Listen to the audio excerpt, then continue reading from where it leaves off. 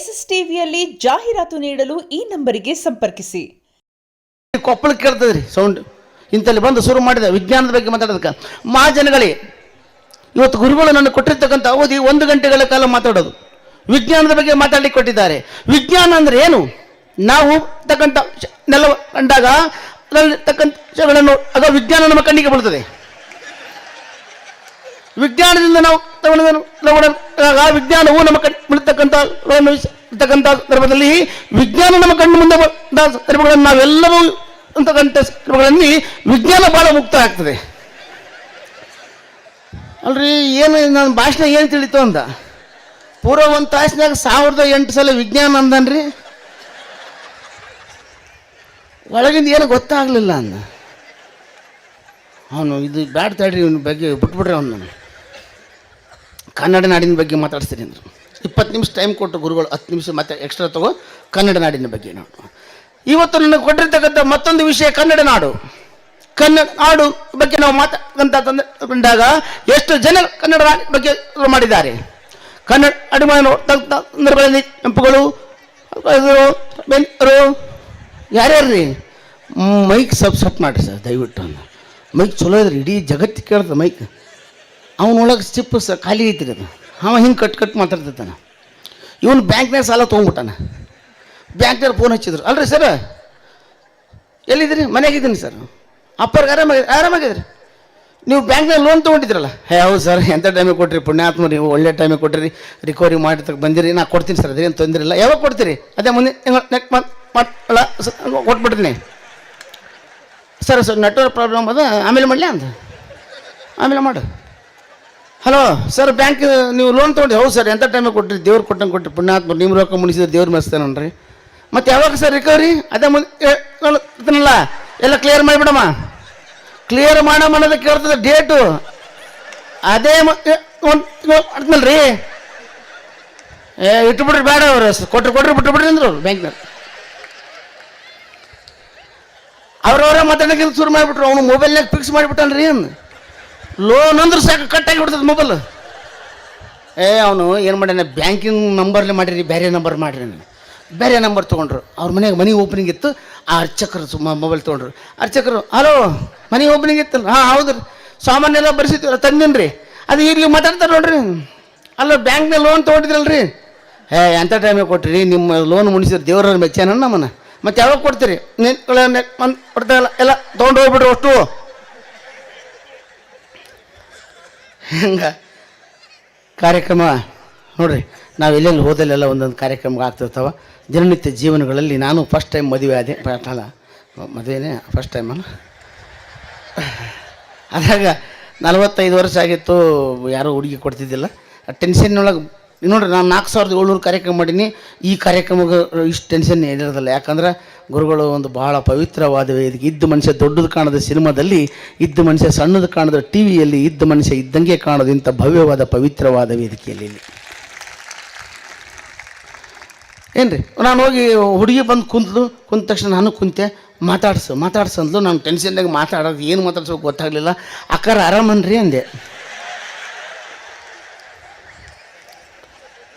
ಆರಾಮ ಬಾ ಅಣ್ಣ ಅಂದ್ಲು. ಏನು ಶಾಣೆಲಿ ನೀನು ಹುಡುಗಿ ನೋಡೋಕೆ ಬಂದು ಅಕ್ಕಾರ ಆರಾಮ ಅಂತೇಳು. ಮತ್ತು ಏನು ಅನ್ಬೇಕು ಗೊತ್ತಾಗಲಿಲ್ಲ, ಟೆನ್ಷನ್ನಾಗ ಅಂದ್ಬಿಟ್ಟೆ. ಬೇರೆ ಏನರ ಮಾತಾಡ್ಸು ಅಂದ. ಎಷ್ಟು ಮಂದಿ ಅಣ್ತಂಬ್ರಿ ಅಂದೆ. 2 ಇದ್ದರಿ, 3 ಒಬ್ಬನು ಸಿಕ್ಕನ್ರಿ ಅಂದ್ಲಕ್ಕೆ. ಹಂಗೆ ನಾನು ಕಾರ್ಯಕ್ರಮ ಮಾಡ್ತಿದ್ದಿಲ್ಲ ರೀ, ಅವಾಗ ಬಿಸ್ನೆಸ್ ಮಾಡ್ತಿದ್ದೆ. ಹಿಂಗೆ ಮದುವೆ ಆಯಿತು. ಮದುವೆ ಆದಮೇಲೆ ನಮ್ಮ ಮನೆ ಎದುರಿನ ಹುಡುಗ ಅವನು ಮದುವೆ ಆದ. ಅವರು ಒಂದು ವಿಚಿತ್ರ ಮಾಡಿಬಿಟ್ಟಿದ್ದವ. ಏನು ಮಾಡಿದ್ದಂದ್ರೆ ಕರೆಕ್ಟ್ 8 ಗಂಟೆಗೆ ಕುರ್ಚಿ ಹಾಕ್ತಿದ್ದ. 8 ಗಂಟೆ 5 ನಿಮಿಷಕ್ಕೆ ಹೆಂಡತಿ ಕರ್ಕೊಂಬಂದು ಕುಂದಿರ್ಸ್ತಿದ್ದ. 8 ಗಂಟೆ 10 ನಿಮಿಷಕ್ಕೆ ದೊಡ್ಡ ಪುಟ್ಟಿ ಹೂ ತಂದು ಹೆಂಡತಿ ಮೇಲೆ ಹಾಕ್ತಿದ್ದ. ಇದನ್ನು ನಮ್ಮ ಹೆಣ್ಮಕ್ಳು ನೋಡಿಬಿಟ್ರು. ನೀವು ಹಂಗೆ ಮಾಡಿರಿ ಅಂದರು. 2 ದಿವಸ ಟೈಮ್ ಕೊಡು ಅಂದೆ. 2 ದಿವಸ ಟೈಮ್ ಕೊಟ್ಟರು. ಅವನು ಹುಡುಕಾಡಿದೆ, ಬಿಡಲಿಲ್ಲ. ನೀ ಎಂಥ ಮನುಷ್ಯ ಹೋಮರೆ, ನಮಗೆ ಎಷ್ಟು ಮಾನಸಿಕ ಮಾಡಿಟ್ಟಿ ನೀನು. ಯಾಕ್ರಿ ಏನಾಗೈತಿ? ನೀ 8 ಗಂಟೆಗೆ ಹೂ ತಂದು ಕುರ್ಚಿ ಹಾಕ್ತಿದ್ದಿ, 8 ಗಂಟೆಗೆ 5 ನಿಮಿಷಕ್ಕೆ ತಂದು ಹೆಂಡತಿ ಕುಂದಿರ್ಸ್ತಿದ್ದಿ, 8 ಗಂಟೆ 10 ನಿಮಿಷಕ್ಕೆ ದೊಡ್ಡ ಪುಟ್ಟು ಹೂ ತಂದು ಹಾಕ್ತಿಲ್ಲ. ಏನು ಕೆಲಸ ಮಾಡ್ತೀನಿ ನಂದು ಹೂವಿನ ಅಂಗಡಿ ಆದ್ರಿ ಅಂದವ. 8 ಗಂಟೆ ತನಕ ಮಾರ್ತೀನಿ, ಉಳಿದು ಎಷ್ಟು ಉಳಿತ ಓಸು ಹೆಂಡತಿ ಮೇಲೆ ಹಾಕ್ತೀನಿ ಅಂದವ. ಸಾಕ್ಬಿಟ್ಟು ಇಷ್ಟ ಅಂದೆ. ನಾನು ಹೋಗಿ ನನ್ನ ಹೆಂಡತಿ ಹೇಳಿದೆ, ಅವನದು ಹೂವಿನ ಅಂಗಡಿ ಬಿಸ್ನೆಸ್ ಅದ, ಉಳಿದು ಹೂವು ತಂದು ಹಾಕ್ತಾನೆ. ನಂದು ಕಾರ್ಪೊಡಿ ಬಿಸ್ನೆಸ್ ಆದ ಅಂದೆ.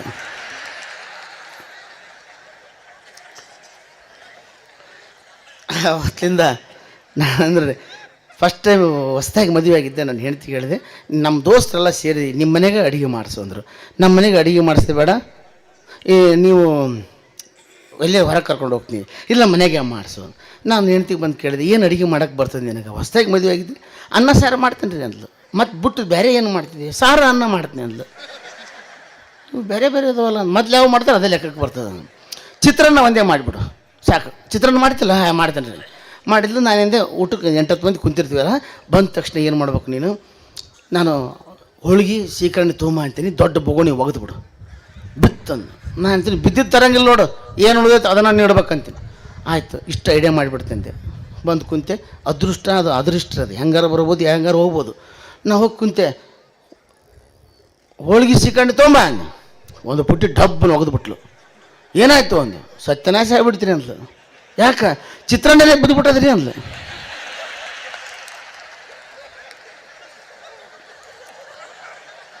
ಅವ್ನು ನಮ್ಗಿಂತ ಒಂದು ಹೆಜ್ಜೆ ಮುಂದಿದ್ದು ನಮ್ಮ ಗೆಳೆಯ, ಬಿದ್ದಿದ್ದು ತರಬೇಡ್ರಿ ಎತ್ತಿಗೆ ಅಂದವ. ಕುಂದ್ರ ಮಗನ ಉಪವಾಸಕೋದು, ನನಗೇನು ಅದೇ ಚಿತ್ರಾನ್ನ ಮ್ಯಾಗಿ ಮೇಲೆ ಬೆಳ್ಕೊಂಡು ತೊಗೊಂಬ ಅಂತ ನಾನು. ಬೇಡ, ಹಾಲು ಬಾಳು ಇರ್ತಾವ್ರಿ ಬೇಡ ಅಂತವನು. ನಮಗೇನು ಇಬ್ಬರಿಗೆ ಇದ್ದಷ್ಟಿತ್ತು, 8 ಮಂದಿಗೆ ಇದ್ದಿದ್ದಿಲ್ಲ ರೀ. ನಾನು ಹೋದೆ, ಅವಾಗ ಕಾರ್ಯಕ್ರಮ ಇದ್ದಿದ್ದಿಲ್ಲ, ಭಾಳ ಬಡತನ ಪರಿಸ್ಥಿತಿ. ಹೋದೆ, ಈಗ ಮಂದಿ ಬಂದಾರ, ಮರ್ಯಾದೆ ಪ್ರಶ್ನೆ, ಚಹಾ ಮಾಡಿಬಿಡು ಅಂದು. ಚಹಾ ಮಾಡೋಕೆ ಮಾಡೀನಿ, ಇಲ್ಲ ಅನ್ನೋದಿಲ್ಲ, ಹಾಲಿಲ್ಲ ಅಂದು. ಅಯ್ಯೋ ದೇವ್ರಿ, ಹಾಲನಿಲ್ಲ ನಾನು, ಹಾಲಿಲ್ಲ. ನಾನು ಐಡಿಯಾ ಮಾಡ್ತೀನಿ, ಸಪ್ಪನ್ ಚಹಾ ಮಾಡಿಬಿಡು. ಓಸು 25 ಹುಡುಗರು, 25-30 ವರ್ಷ ಹುಡುಗರು ರೀ, ಸಪ್ಪನ್ ಚಹಾ ಮಾಡಿ ನೀನು ಅಂದ್ಲು. ಅಂದೆ, ಮತ್ತು ನೀ ಹೆಂಗೆ ಕೊಡ್ತೀರಿ? ನಾ ಎಲ್ಲ ಕೊಡ್ತೀನಿ ಸುಮ್ಮನೆ ಅಂದೆ. ಹೋದ ತಕ್ಷಣ ಎಲ್ಲರಿಗೂ 8 ದೊಡ್ಡ ದೊಡ್ಡ ಕಪ್ ಚಹಾ ಇಟ್ಟ ತಕ್ಷಣ ಒಂದು ಮಾತು ಹೇಳಿದೆ. ಹೊಸ್ದಾಗಿ ಮದುವೆ ಆಗಿದ್ದೆ, ಆದಾಗ ನಮ್ಮ ಮನೆಗೆ 2 ತೊಲೆ ಬಂಗಾರ ಕಳೆದ್ಬಿಟ್ಟೈತಿ. ಕೊಪ್ಪಳ ಅಜ್ಜಾರ ಮಠಕ್ಕೆ ಹೋದೆ. ಗುರುಗಳ, ಹೊಸ್ದಾಗಿ ಮದುವೆ ಆಗೇನ್ರಿ, 2 ತೊಲೆ ಬಂಗಾರ ಕಳೆದ್ಬಿಟ್ಟೈತೆ ರೀ ಮನೆಯಾಗ ಅಂದೆ. ಕೊಪ್ಪಳ ಅಜ್ಜಾರು ಹೇಳಿದರು, 1 ತಿಂಗಳ ತನಕ ನಿಮ್ಮ ಮನೆಗೆ ಚಹಾ ಮಾಡಿ ಕುಡಿಸು, ಯಾರಿಗೆ ಸಿಹಿ ಹತ್ತತ್ತ ಅವರ ತೊಗೊಂಡಾರ ಅಂತ ಲೆಕ್ಕ ಹೇಳ್ಯಾರ. ಓಸು ಕುಡಿತೇವ, ಏನು ಸಿಹಿ ಹಾಕಿರಿ ಅಟ್ಟಾಗ ಒಬ್ಬ 30 ವರ್ಷ ಹುಡುಗ ಬಂದು ನಾನು ಹೆಣ್ತಿಗೆ ಹೇಳಿದೆ, ಅತ್ತಿಗೆಮ್ಮ ಇಷ್ಟು ಸಕ್ಕರೆ ಹಾಕಿದ್ರೆ ಶುಗರ್ ಪೇಷಂಟ್ ಹೆಂಗೆ ಕುಡಿಬೇಕ್ರಿ ಅಂದವ. ಅವ್ನು ನಮ್ಗಿಂತ ಒಂದು ಹೆಜ್ಜೆ ಮುಂದೆ ಹೋಗಿದ್ದವ. ನೋಡಿರಿ, ಈಗ 28 ನನಗೆ ಭಾಳ ಸಂತೋಷ. ಈ 25ನೇ ಸಾರಿ ನನಗೆ ಈ ವೇದಿಕೆ ಸಿಗ್ತಾ ಇರೋದು. ಗುರುಗಳ ಶ್ರೀಗಳ ಅಖಂಡ ಆಶೀರ್ವಾದ ನಮ್ಮ ಮೇಲೆ ಇರಲಿ ಅಂತ ಬೇಡಿ. ನೋಡಿರಿ, ನಡ್ಕ ಅಂದೆ, ಒಬ್ರಿಗೆ ಎಲ್ಲರೂ ಮಾತಾಡ್ತಾ ಫೇಮಸ್ ಆಗ್ಬೇಕಂದ್ರೆ ಈಗೇನು ರೀ ಎಷ್ಟು ಮೀಡಿಯಾಗಳದಾವೆ, ಎಷ್ಟು ಇದಾವೆ. 25 ವರ್ಷ ಆದರೂ ಇನ್ನೂ ನಾವು ಅಷ್ಟು ಬೆಳೆದಿಲ್ಲ. ರಾತ್ರಿ ಬೆಳೆದು ಬಿಡ್ತಾರೆ ಒಬ್ಬೊಬ್ರು. ಏನು ಹಾಡು ಹೆಂಗಾರ ಹಾಡ್ರಿ ನೀವು, ಹೂವಿನ ಬಾಣದಂತೆ ಯಾರಿಗೂ ಕಾಣದಂತೆ ಲಾಸ್ಟ್ಗೆ ಹಾಡು ಇಡೀ ಕರ್ನಾಟಕ ಎಲ್ಲ ಹೂ ಅಂದ್ಬಿಟ್ಲ ಹೆಮ್ಮ.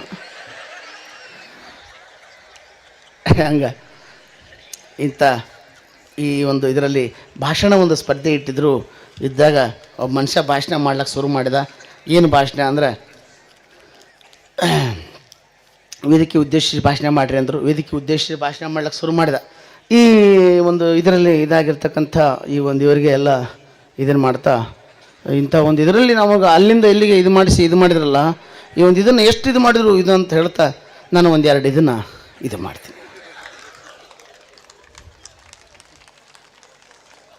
ಜೋರಾದ ಚಪ್ಪಾಳೆಯೊಂದಿಗೆ ಧನ್ಯವಾದಗಳನ್ನು ಹೇಳ್ತಾ, ಪರಮ ಪೂಜ್ಯ ಶಿವಯೋಗೀಶ್ವರ ಮಹಾಸ್ವಾಮಿಗಳು ಗುರುದೇವಾಶ್ರಮ ಕಾಕಂಟಗಿ ಪರಮ ಪೂಜ್ಯರು, ಶಿವಯೋಗಿ ಆಶ್ರಮದ ಒಡೆಯರಾಗಿ ಪೂಜ್ಯ ಸಿದ್ದೇಶ್ವರ ಸ್ವಾಮಿಗಳವರ ಹಲವಾರು ಅನುಭವದ ನುಡಿಯನ್ನು ಕೇಳಿ ಪ್ರಭಾವಿತರಾಗಿರ್ತಕ್ಕಂಥವರು, BE ಮಾಡಿರ್ತಕ್ಕಂಥವ್ರು, ಜೊತೆಗೆ MTech ಮಾಡಿ ಇವತ್ತು ಸಾಫ್ಟ್ವೇರ್ ಇಂಜಿನಿಯರ್ ಆಗಿರ್ತಕ್ಕಂಥವ್ರು ಒಬ್ಬರು ಸಾಧಕರಾಗಿದ್ದಾರೆ. ನೋಡಿ, ಜೋರಾದ ಚಪ್ಪಾಳೆ ಇರಲಿ.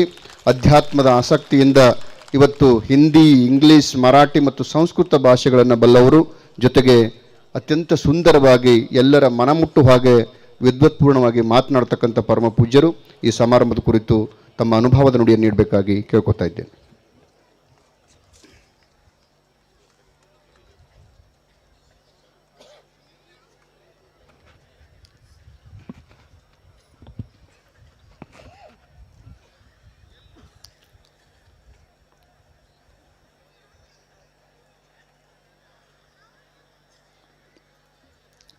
ಹಲವು ಮಾತೇನು ನೀನೊಲೆದು ಪಾದವನಿಟ್ಟ ನೆಲವೇ ಸುಕ್ಷೇತ್ರ, ಜಲವೇ ಪಾವನ ತೀರ್ಥ, ಸುಲಭ ಶ್ರೀ ಗುರುವೇ ಕೃಪೆಯಾಗು.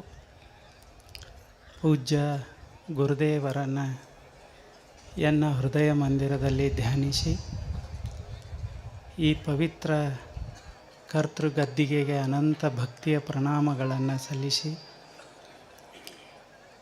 ಪೂಜ್ಯರ ದಿವ್ಯ ಪಾದಗಳಲ್ಲಿಯೂ ಅನಂತ ಪ್ರಣಾಮಗಳನ್ನು ಸಲ್ಲಿಸಿ, ಈ ಕಾರ್ಯಕ್ರಮದ ದಿವ್ಯ ಸಾನ್ನಿಧ್ಯ ವಹಿಸಿದ್ರಂಥ ಪೂಜ್ಯದ್ವಯರ ದಿವ್ಯ ಪಾದಗಳಲ್ಲಿ ಹಾಗೂ ಎಲ್ಲ ಪೂಜ್ಯರ ದಿವ್ಯ ಪಾದಗಳಲ್ಲಿ ಅನಂತ ಭಕ್ತಿಯ ಪ್ರಣಾಮಗಳನ್ನು ಸಲ್ಲಿಸಿ, ಹಾಗೂ ತಮ್ಮೆಲ್ಲರಲ್ಲಿ ಶರಣಾರ್ಥಿಗಳು. ಇದು ಒಂದು ಅಪರೂಪದ ಕಾರ್ಯಕ್ರಮ. ಇದನ್ನೆಲ್ಲ ನೋಡಿದ್ರೆ ಒಂದು ವಿಶೇಷವಾದ ಜಗತ್ತಿನಾಗ ನಾವು ಅದೇವೇನೋ ಅಂತ ಅನ್ನಿಸ್ತದೆ. ಬಹಳ ವಿಶೇಷವಾದಂತಹ ಪೂಜ್ಯರ ಪ್ರೇಮ, ಅವರ ಕಾರ್ಯವೈಖರಿ ಇವೆಲ್ಲ ನೋಡಿದ್ರೆ ಬಹಳ ಸಂತೋಷ ಆಗ್ತದೆ. ಎಷ್ಟೋ ಸಲ ಸಮಾಧಾನ ಶಾಂತಿಯನ್ನು ಪಡಿಬೇಕಂದ್ರೆ ಎಲ್ಲಿ ಹೋಗಬೇಕು ಅಂತ ಒಮ್ಮೊಮ್ಮೆ ಗೊತ್ತಾಗೋದಿಲ್ಲ. ಆದರೆ ಇಲ್ಲಿ ಬಂದು ಕೂತ್ರೆ ಸಾಕು, ತಲೆಯಿಂದೆಲ್ಲ ಖಾಲಿಯಾಗಿ ಆರಾಮ್ ಶಾಂತ ಅನ್ನಿಸ್ತದಲ್ಲ. ಇಂಥ ದಿವ್ಯ ಸ್ಥಳ ಇರೋದೇ ಒಂದು ಅಪರೂಪ. ಸುಮ್ಮನೆ ಇವತ್ತು ಅಪ್ಪಗಳು ಹೇಳಿದರು, ನೀವು ಇವರಿಗೆ 1-2 ತಾಸು ಬಿಡಬೇಡ್ರಿ ಅಂತ ಹೇಳ್ಯಾರ. ಬಹಳ ವಿಶೇಷವಾದಂಥದ್ದು. ಬದುಕು ನಿಸರ್ಗ ಕೊಟ್ಟಂತಹ ಅಮೂಲ್ಯವಾದಂಥ ಕೊಡುಗೆ. ಇದನ್ನು ಪಡಿಬೇಕಾದ್ರೆ ನಾವೇನು ಭಾಳ ತಪಸ್ಸು ಮಾಡೇವಂತೇನಿಲ್ಲ. ಏನೆಲ್ಲ ಒಂದು ತಕ್ಕಡಿ ಒಳಗೆ ಇಟ್ಟು ಬದುಕನ್ನು ಇನ್ನೊಂದು ತಕ್ಕಡಿ ಒಳಗೆ ನಾವು ಇಟ್ಟೇವಿ ಅಂದ್ರೆ ಬದುಕಿನ ತಕ್ಕಡಿನ ಕೆಳಗಿಳಿತದೆ. ಅಷ್ಟು ಅಮೂಲ್ಯ ಇಲ್ಲ. ಈಗ ನಿಮ್ಮ ಕಡೆ 1000 ಕೋಟಿ ರೂಪಾಯಿ ಅದಾವ, ಆದರೆ ICUನೊಳಗೆ ಮಲ್ಕೊಂಡೇವಿ ಅಂದ್ರೆ ಇದಕ್ಕೇನು ಅರ್ಥದ? ಬದುಕಿದ್ರನ ಎಲ್ಲ.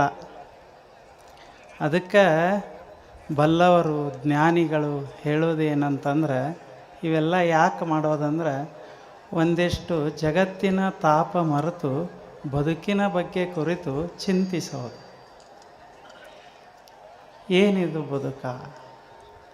ನಮ್ಮ ಬದುಕು ನಮಗೆ ಸಂತೋಷವನ್ನು ಶಾಂತಿಯನ್ನು ಕೊಡಬೇಕಾಗಿತ್ತಂದ್ರೆ ಏನು ಮಾಡಬೇಕು? ಅದಕ್ಕೆ ಜ್ಞಾನಿಗಳ ಮಾತುಗಳನ್ನು ನಾವು ಕೇಳೋದು. ಬಹಳಷ್ಟು ಜ್ಞಾನಿಗಳಾಗಿ ಹೋಗ್ಯಾರ. ಬೇರೆ ಬೇರೆ ದೇಶನಾಗ ಆಗ್ಯಾರ, ಈ ದೇಶನಾಗ ಆಗ್ಯಾರ, ಬೇರೆ ಬೇರೆ ಕಾಲಖಂಡದೊಳಗಾಗ್ಯಾರ. ಅಲ್ಲಮ ಪ್ರಭುಗಳು ಒಂದು ವಿಶೇಷವಾದಂಥ ಮಾತು ಹೇಳ್ತಾರೆ. ಸುಮ್ಮನೆ ನಿಮ್ಮ ಜೊತೆಗೆ ಆ ವಚನವನ್ನು ಚಿಂತನೆ ಮಾಡೋದು. ಯಾಕೆ ನಮ್ಮ ಬದುಕು ಇಷ್ಟೆಲ್ಲ ಇದ್ದರೂ ಹಿಂಗದ? ಏನು ಕಡಿಮೆ ಆಗ್ಯದ ನಮಗೆ? ಒಂದು ಹಕ್ಕಿಗೆ ನಮ್ಮಂಗೆ ಬ್ಯಾಂಕ್ ಬ್ಯಾಲೆನ್ಸ್ ಇರುವುದಿಲ್ಲ. ಅದಕ್ಕೇನು ಗೋಡಾವನದೊಳಗೆ ಅದು ಯಾವುದೂ ಕಾಳ ಕಡಿ ಇಡುವುದಿಲ್ಲ. ಆದರೆ ಇಷ್ಟ ಇರ್ತದೆ, ಎಷ್ಟು ಸಂತೋಷವಾಗಿ ಅದು ಹಾರಾಡ್ಕೋತ ಮಸ್ತಾಗಿರ್ತದೆ. ನಮ್ಮ ಕಡೆ ಎಲ್ಲ ಅದ ಇದ್ರೂ ಸಹಿತಿಗೆ ಹಿಂಗ್ಯಾಕೆ ನಾವು ಬದುಕ್ತೇವೆ? ಕಿದ್ರು ಅಂತ ಹೇಳ್ತಾರೆ ಅಂಥವ್ರು. ಅವ್ರು ಹೇಳ್ತಾರೆ, ಯಾಕೆ ನಮ್ಮ ಬದುಕು ಹಿಂಗಾಗ್ಯದ? ಅವರು ವಿಶೇಷವಾದ ಮಾತದು.